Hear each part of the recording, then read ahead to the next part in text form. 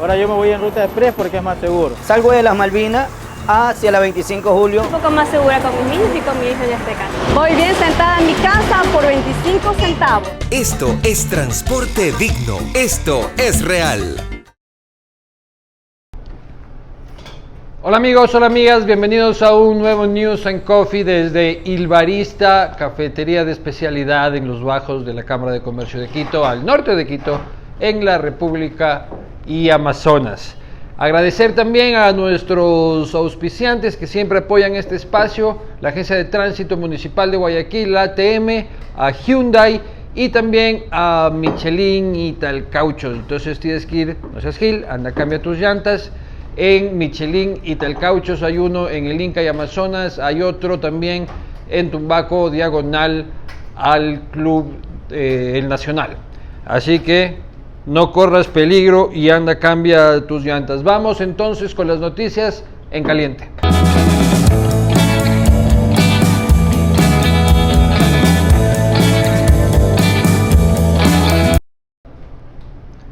La Asamblea empieza a trabajar un tema que no todos entienden, pero que es muy importante. Es la proforma presupuestaria del 2019 que reposa en el seno del Parlamento desde la semana pasada y que quedan ya cada vez un día menos para que sea aprobada. Tienen 30 días desde que fue presentada para que se apruebe ese presupuesto. Un presupuesto que ha generado muchos comentarios, muchos detractores. Alberto Acosta, Burneo de Análisis Semanal, lo ha calificado como un presupuesto que continúa engordando el gasto público y no crea reformas estructurales para mejorar nuestra economía. Otros economistas como Mauricio Pozo han asegurado que la proforma presupuestaria va en buen camino, que necesita solo pequeños correctivos. Lo cierto es de que se necesitarán y se destinan 6.955 millones de dólares para cubrir 12 subsidios el próximo año. Y ustedes dirán, pero si subieron la gasolina, ¿no se suponía que tenía que bajar el gasto en subsidios? Sí, es verdad, pero recordemos también que el gobierno decidió reincorporar el pago del 40% del aporte del Estado, del gobierno al IES, y por eso se dispara, además del incremento de los combustibles a nivel nacional. Entre otras noticias en caliente, el Consejo Nacional Electoral empieza a definir también la convocatoria para las elecciones para el próximo 21 de noviembre, es decir, de aquí en 2 semanas. Ese mismo día se posesionarán los nuevos vocales del Consejo Nacional Electoral. Situación y proceso que también ha levantado amplias críticas, como por ejemplo en la entrevista de ayer el señor Gustavo Larrea aseguraba que no es completamente transparente el proceso de selección de los nuevos vocales del Consejo Nacional Electoral. Elección de vocales que terminó ayer con su proceso de impugnaciones y que tendrán que irse evaluando para llegar a tener un Consejo Nacional Electoral definitivo que tendrá que llevar a cabo tanto las elecciones de las autoridades seccionales como las elecciones del nuevo Consejo de Participación Ciudadana. El fiscal general de la República se va a China. Sí, se va a China a tratar de encontrar un convenio, un acuerdo o alguna forma de cooperación de información de lucha contra la corrupción entre el gigante asiático y nosotros. Recordemos que los negocios entre China y Ecuador durante la década anterior fueron varios y numerosos, así que suerte, señor fiscal. Esas son las noticias, además de que el Consejo Nacional, el Consejo de la Judicatura el día de ayer terminó un proceso de audiencias en el que se recopilaron más de 1.400 casos de persecución política en la década anterior, y el primero en comparecer ante esa audiencia fue Fernando Villavicencio, nuestro invitado de esta mañana. Pasamos a la entrevista.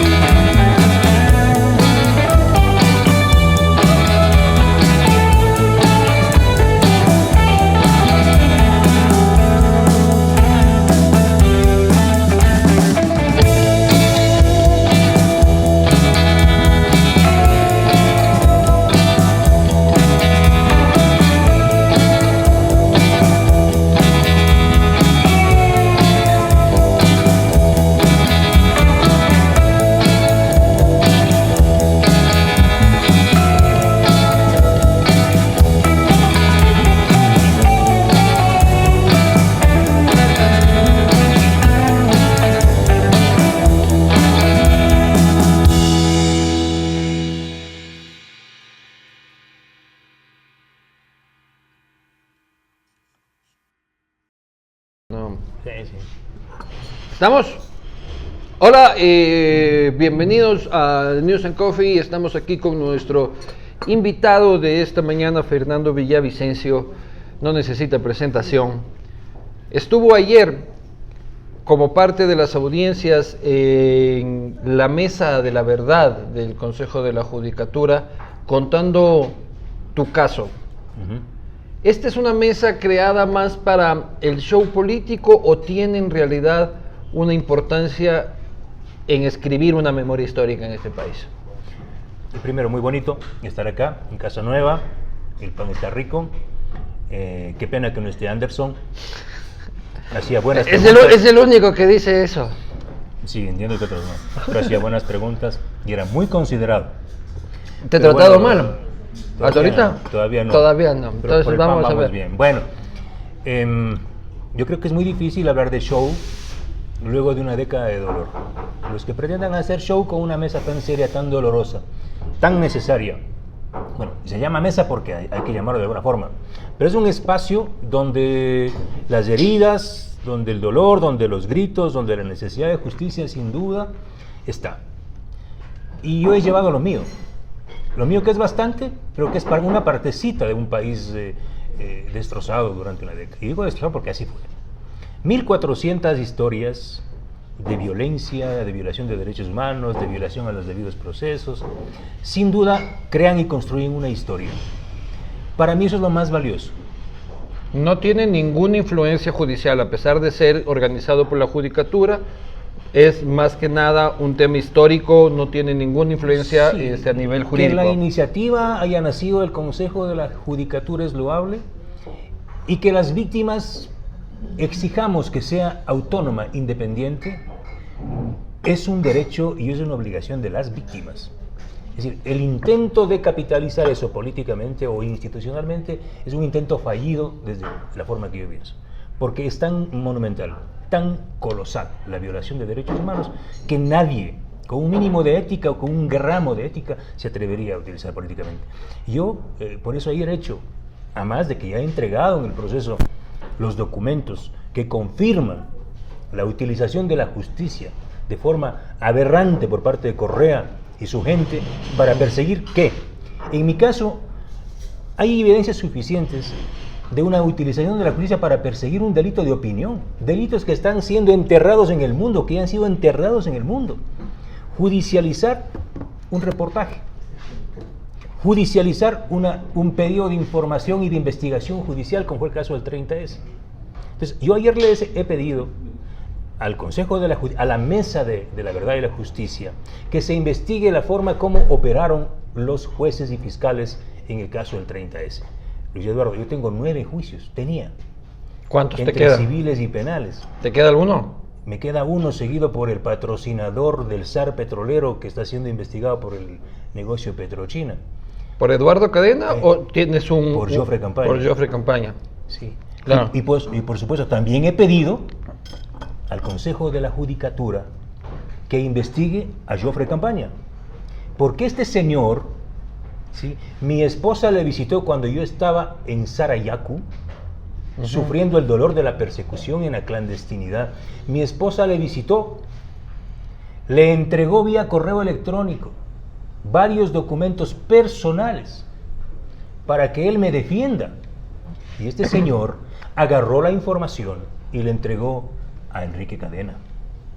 Entonces, ese es un comportamiento. Eso lo denunciaste ya en Judicatura. Se puede iniciar un proceso disciplinario en contra del abogado. Y deberían suspenderle la operación. Un abogado así no puede, no es garantía para nadie. Porque significa que este señor traficó con información. Él se comprometió a ser mi abogado defensor y acabó defendiendo a un presunto delincuente. ¿Y no pecaste de ingenuo en aquel tiempo? Peor todavía, pues que un abogado se haya aprovechado de las condiciones de dolor de mi esposa, de la desesperación de ver a su esposo perseguido, ¿sí? Y que se haya aprovechado de forma infame. ¿Tienes cómo demostrar Por ese...? supuesto. Y he entregado los correos electrónicos, la recepción del señor Campaña, y dice, no, señor Verónica, yo voy a defender a Fernando Villavicencio. Es decir, ese es uno. Pero los casos grandes, porque este es de los payasitos, el caso grande, ¿sí? El 30S. ¿Cómo? ¿Con base a qué principios y normativa la jueza Lucy Blasio dio paso a un juicio contra un legislador como Clever Jiménez, pasándose por la galleta la inmunidad parlamentaria? O sea, destruyendo la arquitectura de este Estado, de un Estado de derecho. Si eso fue capaz de hacer una jueza que entró por la ventana con 10 puntos de regalo, no lo digo yo, lo dijo Baltasar Garzón, ¿sí? Esta jueza inició este proceso. Y luego, ¿cómo concluye el proceso? Con una cadena de jueces que van en esa dirección hasta que en casación Gladys Terán, ¿no?, aspirante a fiscal, ya borrada de la lista. Ya se cayó. Y viene lo colosal. Yo voy a Washington, presento la petición de medidas cautelares de la Comisión Interamericana, Catalina Botero de la Relatoría de Libertad de Expresión presenta un informe magnífico, nos conceden las medidas cautelares y Correa ordena, ¿sí?, justicia, no acaten ese fallo, esa petición de esta comisaría de Quinta, de esta Bachagnón, y ordena a la policía y a las Fuerzas Armadas a perseguirnos como perros. Bachagnón a la que acuden ellos ahora, ¿no? Epa, o sea, ahora, antes sí, Bachagnón. Ahora sí, señores, están violando los derechos humanos de Rafael Vicente, de Jorge... ¿Cuál es el nombre? ¿Cuál? ¿Glass? El Glass. Bueno, Jorge de Jorge, de Jorgito y de todos, por favor, señores de la Comisión Interamericana. Ahora sí, ellos sí han tenido derechos humanos, yo no.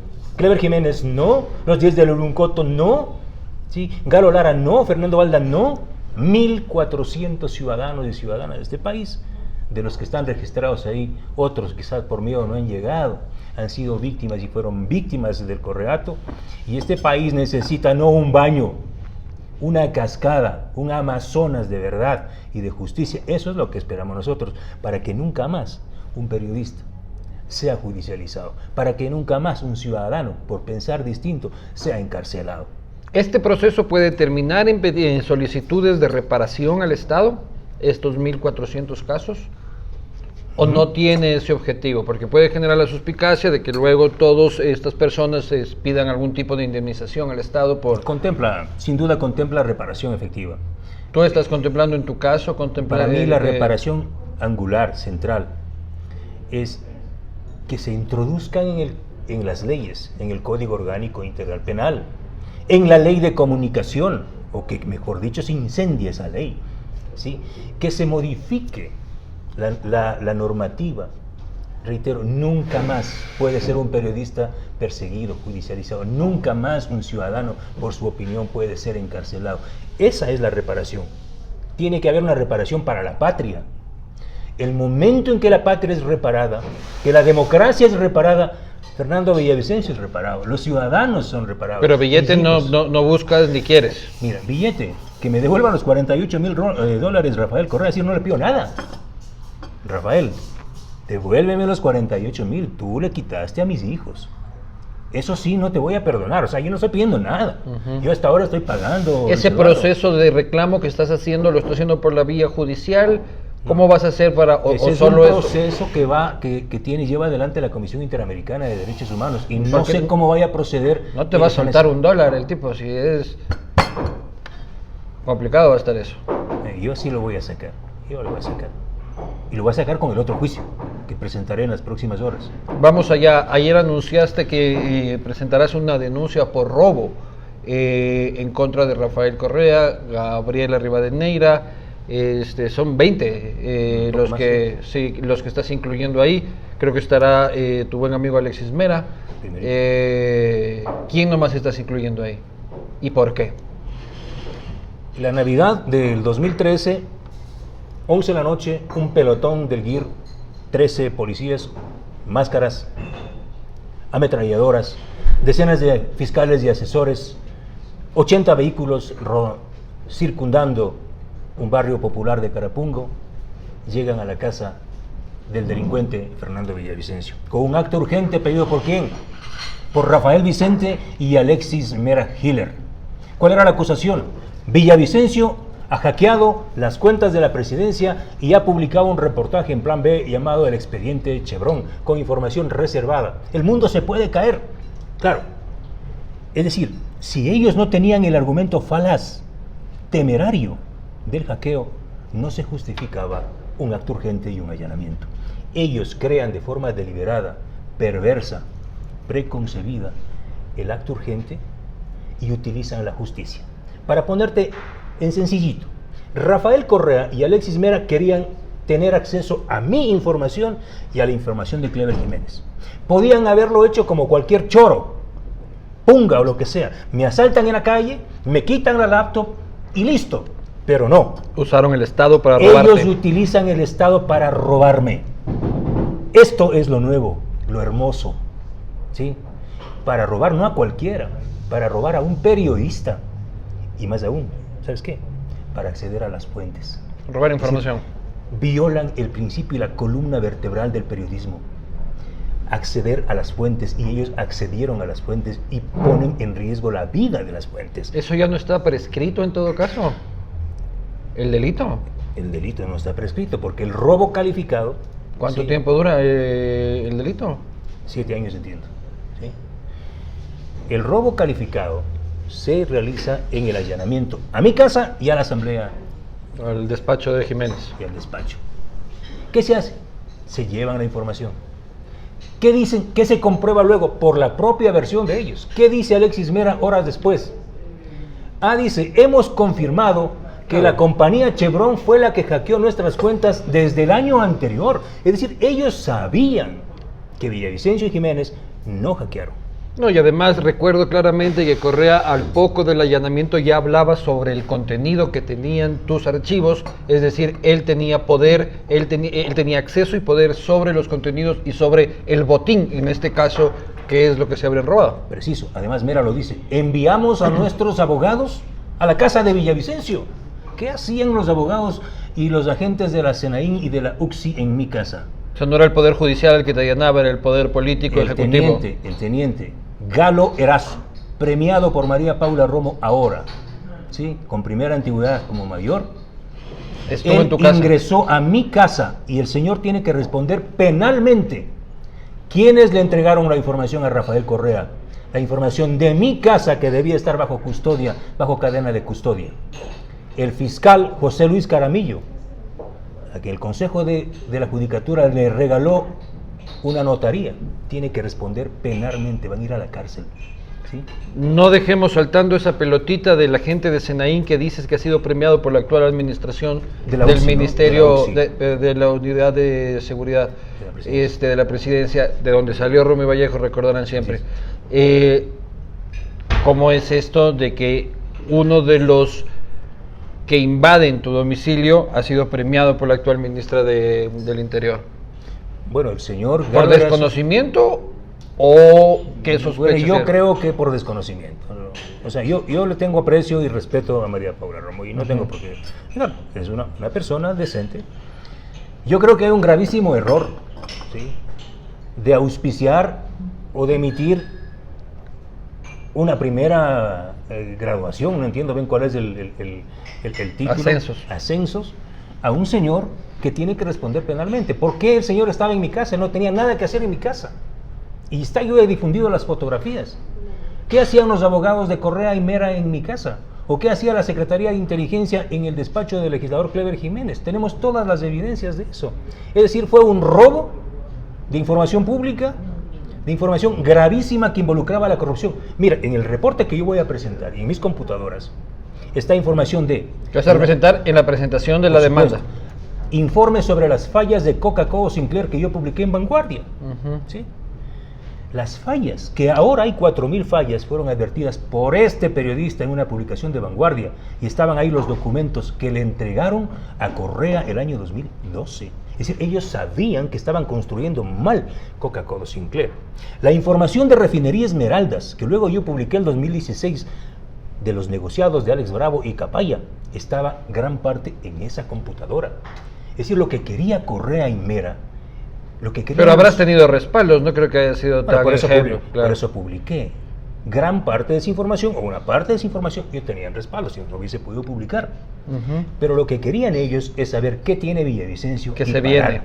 y parar, acceder a mis fuentes. Eso es un delito. Esta es la primera vez que se va a llevar adelante un juicio de esta naturaleza. El presidente, el expresidente Correa y todo su equipo de poder y los organismos de inteligencia de la policía tienen que responder por un robo de información a un periodista e información de un legislador que estaba fiscalizando casos de corrupción, y lo voy a probar. Y nunca te devolvieron ni siquiera los equipos, ahí sea vacíos o... Sí me devolvieron. Por eso tengo ahora las pruebas. Aquí están mis dispositivos, aquí están 8.000 documentos en mi computadora. Y te devolvieron con toda la información. Claro, es que no podían borrarlo, porque si borraban se pegaban un tiro en la cabeza, pues. ¿Con qué me iban a acusar? Claro, y si había información especial de ellos la llamaban información reservada, porque para ellos todo era reservado. Hasta decían que habían encontrado pornografía escandalosa en tus computadores. Claro que había pornografía. Pero la de Calvo Piña. La de Calvo Piña y la de Pablo Romero. Un día ahí nos podemos siquiera a ver. Es horrible. No quiero ver a Calvo Horrible. Peña en esas condiciones. Ni a Romero. Bueno, es horrible, ¿no? Senaín, ¿crees que es un nuevo capítulo de la inteligencia el que estamos viviendo ahora? ¿Es la misma cosa edulcorada y cambiado la envoltura? ¿Crees que la inteligencia sigue funcionando para fines oscuros o ya para seguridad del Estado? Creo que le robaron los huevos al águila. Creo que Vallejo y los otros se llevaron todo, ¿sí? Hasta las cerraduras de las cajas fuertes de la Senaín. Se llevaron casi toda la información. Esto realmente es una afrenta, una ofensa. Yo no entiendo por qué el gobierno del presidente Moreno no ha iniciado una acción penal en contra de quienes fueron literalmente desvalijando a la Secretaría de Inteligencia. Hasta 2 artefactos de intervención telefónica están perdidos. Los equipos comprados, ¿sí?, a la compañía Hacking Team, a través de una compañía ecuatoriana vinculada a Correa. Esos equipos para interceptación de correos electrónicos y de teléfonos desaparecieron de la Secretaría de Inteligencia. ¿Sí? Ahí están los pagos, yo tengo la información, se han publicado. El cobro de Romero haciéndose pasar por el ruso, o sea, él mismo creaban falsamente operaciones ficticias para ellos cobrar. El ruso es el falso hacker argentino. Sí, con un pasaporte español, que no existe el tipo, pero el que se cobra la plata es él, es Pablo Romero. Y hay un correo electrónico que ha circulado en redes, donde 15 días o 20 días antes del allanamiento a mi casa y al despacho de la Asamblea Nacional, Correa le pide a Romy Vallejo y a Pablo Romero que hagan lo que tienen que hacer en el caso de Jiménez y Villavicencio. ¿Y qué le dice Pablo Romero? Romy Vallejo, ya nos ponemos a trabajar, jefe. Y claro, días después, el allanamiento, el robo de la información y la persecución. Y también voy a llamar a declarar a Raúl Chicaiza. Chicaiza tiene que decir al país qué hizo en Estados Unidos el día que yo entraba a la Florida a presentar en Washington la petición de medidas cautelares. ¿Quién dispuso la movilización de Raúl Chicaiza a los Estados Unidos para seguir a Villavicencio? ¿Por qué no está José Serrano? Ese nombre no está en tu discurso. Por supuesto que está. ¿Está dentro de los 20 nombres? Está en el proceso. Él era el ministro del Interior. Por supuesto, él fue el que dispuso la movilización de los helicópteros a Sarayaku. Por supuesto, están todos. ¿Sí? No tengo por qué ocultar a nadie. Es una piedra angular del proceso de persecución. ¿Cómo se dispuso desde la Dirección General de Inteligencia? ¿A quién respondía la Dirección General de Inteligencia? Al Ministerio del Interior. ¿Sí? Todos van a caer. Si el caso Balda es un caso grande, este es el caso, porque va a dejar lecciones para que nunca más. Y aquí no hay venganza. Aquí hay una necesidad y un anhelo enorme de justicia. Pero yo no voy a permitir, ¿sí?, que nadie más en este país soporte.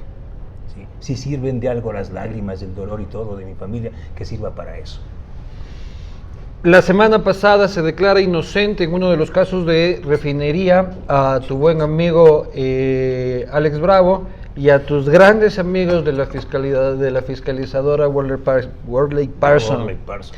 Se lo sentencia una vez más por peculado a Capaya.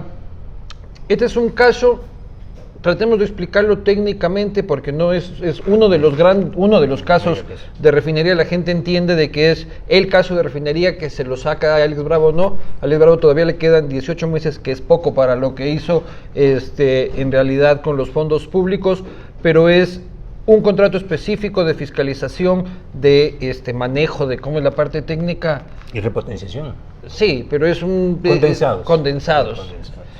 manejo de condensados. ¿Cómo ves ese fallo judicial? ¿Crees que la justicia está aprovechando que hay otros escándalos para hacer lo que le da la gana en escándalos pasados? En realidad Alex Bravo no tenía nada que ver en ese contrato de la fiscalizadora, y se me hace extraño decir que la fiscalizadora no tenga nada que ver cuando estaba metido en todo con tu buen amigo el gringo. El gringo. A mí me dolió la cabeza. Y me duele la cabeza porque yo sí me pasé muchas horas y días escribiendo e investigando y buscando información. Tú sabes cómo es. No es fácil. La gente piensa, ya leí, está ahí, la posta ya lo dijo el tal medio. No es así. Es muy difícil y es muy doloroso. Y un tema tan técnico, Y jodido. técnico. La primera revelación se hizo en 2016, en marzo, y claro, Correa y Capaya hizo público un email de Correa que le dice, hey, paren a Villavicencio. ¿Sí? Dejen todo en Alex Bravo, que nadie más se entere, y le dice a Barriga, ¿sí? Jefe de la SECOM entonces, armen toda una campaña de mediática con los spots sobre lo bonito que está la refinería. ¿Sí? ¿Qué habíamos demostrado? ¿Qué se empezaba a demostrar con estos reportajes publicados en Focus en marzo del 2016? Que el proyecto de repotenciación de la refinería Esmeraldas era un fraude, que de 187 millones de dólares concebido en 2007 había alcanzado 2.200 millones, o sea, ni de locos, ¿sí? Para reparar una planta vieja, reparar. Con esa plata hubiésemos construido 2 refinerías de 50.000 barriles, como cuesta en cualquier país decente del mundo. Pero bueno, la arquitectura del poder, bajo el giro específico del negocio, que era así, aquí Correa, Glass y así, ¿no? Arriba está el poder, el ejecutivo que dispone ¿qué? Correa dispone ¿qué? Emergencia para contratar a dedo. Giro específico del negocio. ¿Quién más? Glass. Glass, ¿quién es? El hombre de Correa en el directorio de Petroecuador. El directorio de Petroecuador, ¿qué hace? Autoriza, ordena. Sin el directorio no pasa nada. ¿Qué hace el directorio? Contrata a una fiscalizadora. Ordena, autoriza a contratar a una fiscalizadora. ¿Quién es la fiscalizadora? La del gringo. Worley Parsons. Australiana, domiciliada en Delaware, Estados Unidos, pero operada en el Ecuador, y eso es terrible. Porque no se puede. En paraíso fiscal, por si acaso. Delaware. No se puede. Es como que tú vas al quirófano y el doctor que te vas, el cirujano, dice, no, me voy a tomar un café y le dejo a la enfermera para que le opere. No. La fiscalizadora era Worley Parsons. Y es ella la que tenía que fiscalizar. ¿No? ¿Qué hace? Contrata a una empresa sin ninguna calificación, que es la empresa ecuatoriana Azul, Tecnazul, de propiedad del gringo William Wallace Phillips Cooper. ¿Esposo de quién? Que anda libre y campante, ¿no? Y ya vendiendo todo. Para irse. Para irse, o ya se fue. Esposo de la De Mónica. ex secretaria De la que tenía al ladito la oficina, pues. Sí, ¿cómo se Mónica llamaba esa Hernández. cosa? El plan Familia. Plan familia. Ese Que decía, cuidado, no fornicar. no pasado los utilizar 14 años, condón o sea, y todas esas cosas. todas esas provisiones. Hijos de Caín. Sí. Sí, mientras estaban haciendo eso, estaban haciendo eso. Claro. Bueno, entonces, esta fiscalizadora, porque quien fiscaliza en realidad y gerencia es Azul. ¿Sí? Solo en Refinería del Pacífico tiene un contrato de 205 millones. Primicia. ¿Quiénes negociaron el contrato de Worley Parsons Azul en Refinería del Pacífico? ¿Quiénes fueron parte del equipo? Te doy un avance. Del Pacífico. Del Pacífico, de lo que va a salir en la fuente. Sí. Ivonne Favara, implicada en el caso Singue, y el actual procurador del Estado, Íñigo Salvador. ¿Sí? Bueno, solo te dejo esto como No, un poquito más. Un poquito más. ¿Cuál es el rol del procurador en ese tiempo, abogado en libre ejercicio? Entiendo que hasta rector de la PUSE. Él era asesor de Refinería del Pacífico. Y él emite informes favorables para la contratación de Worley Parsons. Ya, hasta ahí. El resto ya déjame a mí. Solo la posta quiere llevarse todo. Bueno, en Refinería del Pacífico. Porque las mismas empresas que estaban en la Refinería del Pacífico, mejor dicho, en el Terraplén, qué gran refinería, ¿no? Cómo procesa crudo. En el Terraplén del Pacífico, las mismas estaban acá. SK, KBC, Worley Parsons, UOP. SK es la coreana. En la coreana. Todas estaban en Refinería de Esmeraldas haciendo su agosto, ¿no? Entonces, a lo que vamos. Alex Bravo, o sea, Correa, Glass, directorio, gerente de Petroecuador, Marquito Calvo Piña. Más abajito, gerente de refinación, Carlos Pareja Yanuseli, alias Capaya. Y más abajito, Alex Bravo como el jefe supremo del proyecto de repotenciación de la refinería Esmeralda. Ahora, todo, de acuerdo a la estructura y a la normativa. Todos los contratos de Refinería Esmeraldas debían ser aprobados por Worley Parsons, la fiscalizadora. Y aprobados por querido Alex. Querido Alex, primer gravísimo error de la Fiscalía. Analizar e investigar contrato por contrato. No verlo en la Nos globalidad. están tonteando.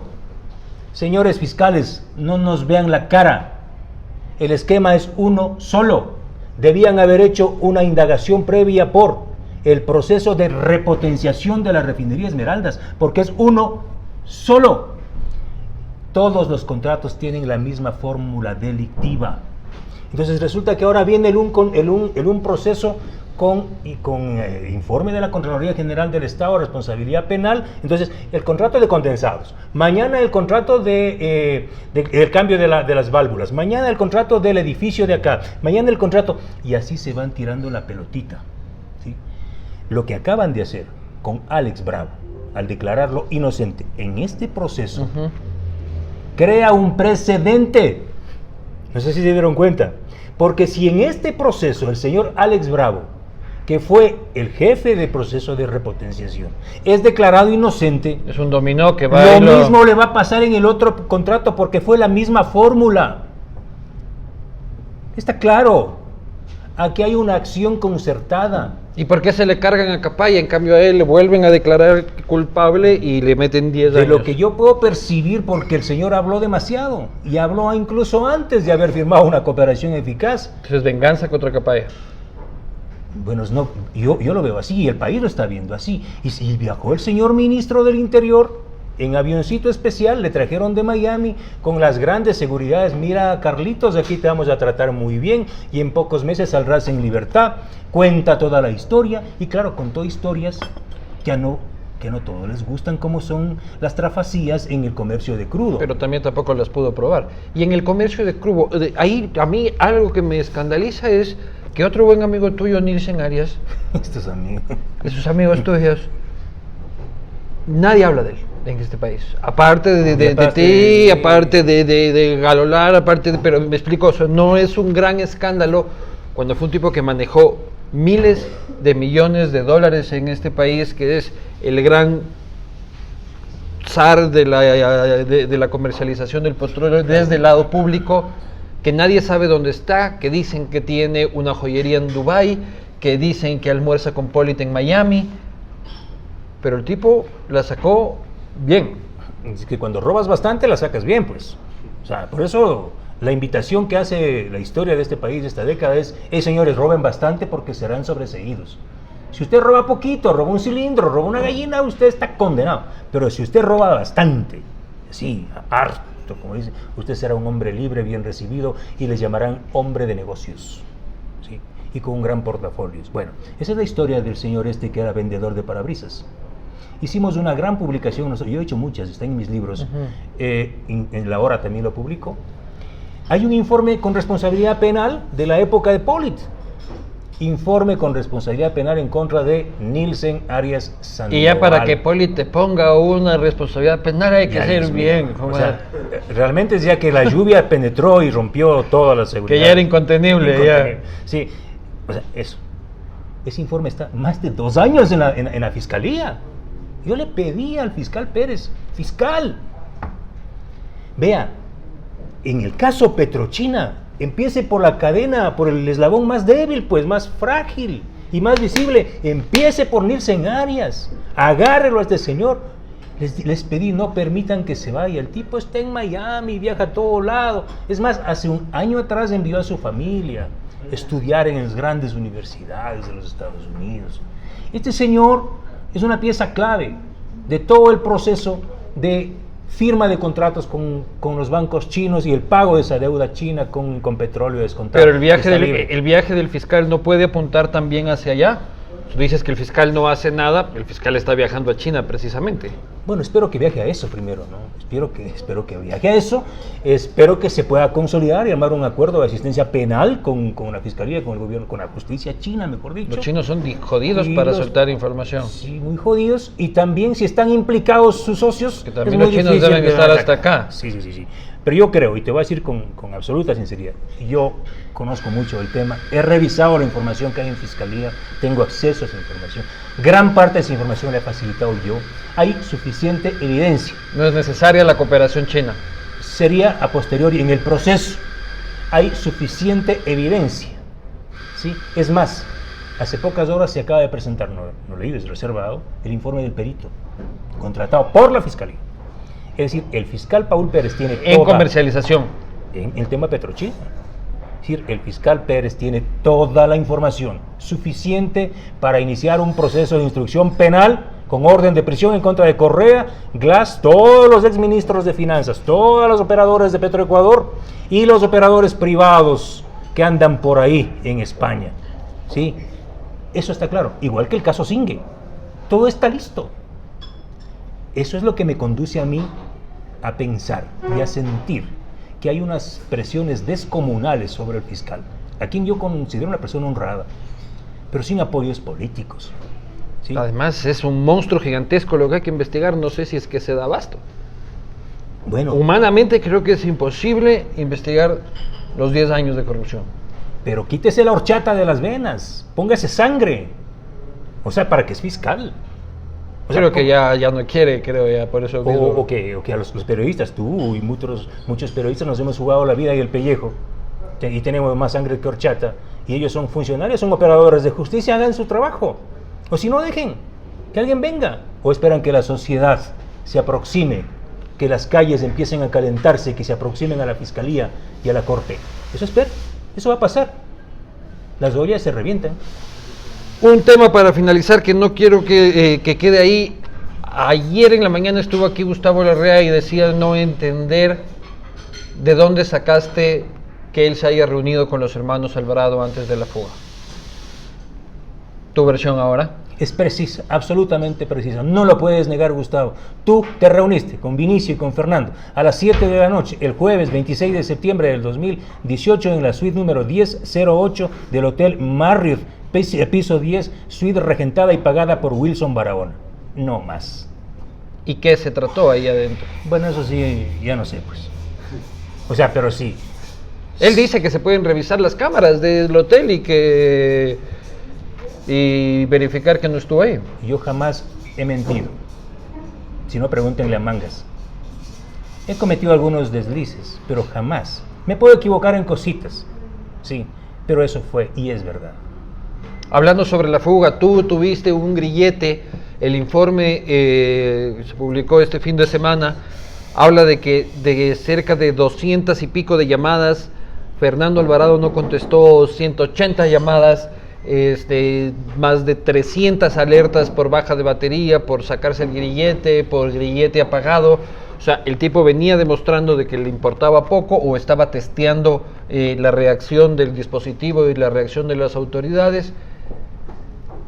En tu caso, ¿cómo fue? En tu caso también, si llamabas no contestabas y estaba todo bien, es decir, que se te descargaba el grillete, no pasaba nada, o contigo sí estaban ahí, jode que jode. Fernando Teodoro no podía escaparse sin ayuda de arriba, bien arriba. Ayuda o conocimiento, sí. Eso no se puede sacar. Y si te sacas, te agarran.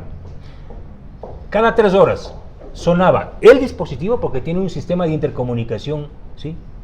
Por el dispositivo, o si no el teléfono. Cuando tú firmas en flagrancia y te imponen el grillete, a ti te piden el teléfono con el que tú vas a estar.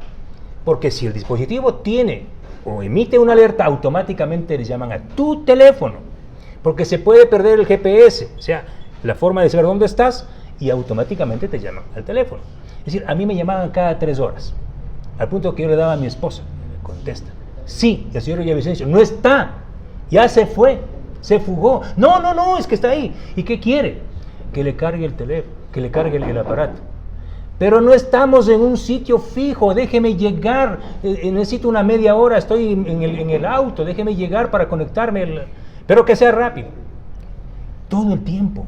Un día me acerqué al terminal aéreo, a Tababela. Tenías prohibido esa zona. Y yo, pues me olvidé del protocolo de que tenía prohibido acercarme. Estabas como el fiscal Chiriboga, Sí. que el hecho de que tenga un pasaje y esté en el aeropuerto no quiere era al decir que revés. iba a viajar. Iba a recibir a alguien. Entonces, claro, Automáticamente, señor Villavicencio, que el protocolo, Ay, perdón. Pero a los 5 minutos estaba el patrullero, pues. Es decir, Hay una actitud deliberada por supuesto, con Alvarado para permitir su supuesto, al fuga. más alto nivel. ¿Sí? De arriba permitieron que se fugue. Pero no solo Alvarado.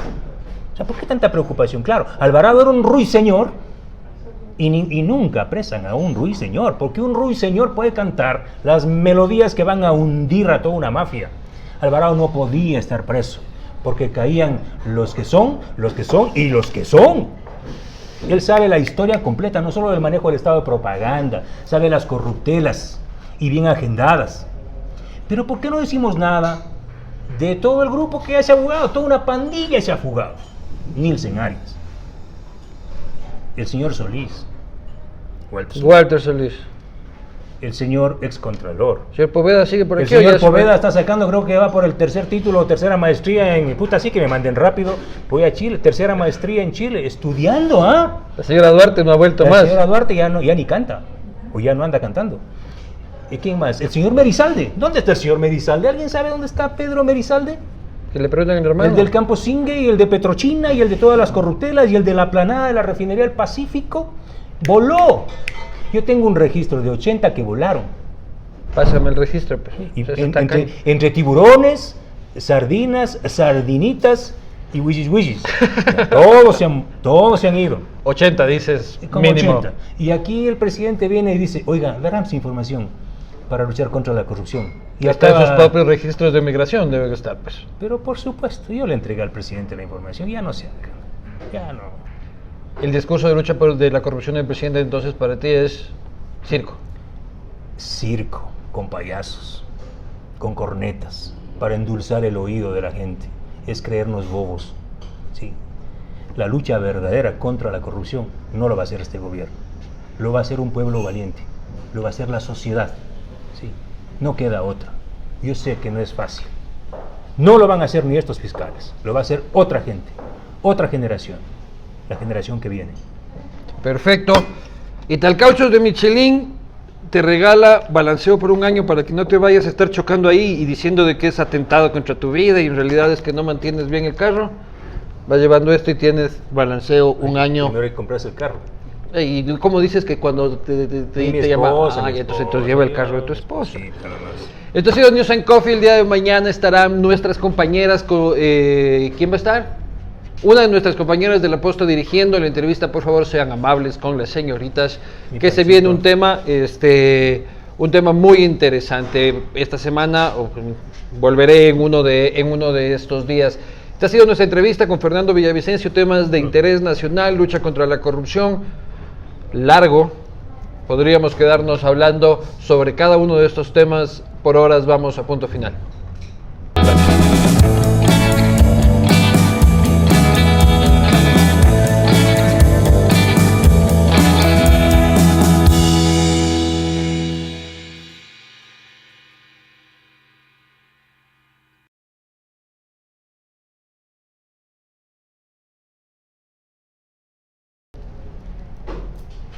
La gente está más preocupada sobre cómo termina la tabla de posiciones o qué tan caras están las entradas al concierto de Luis Miguel.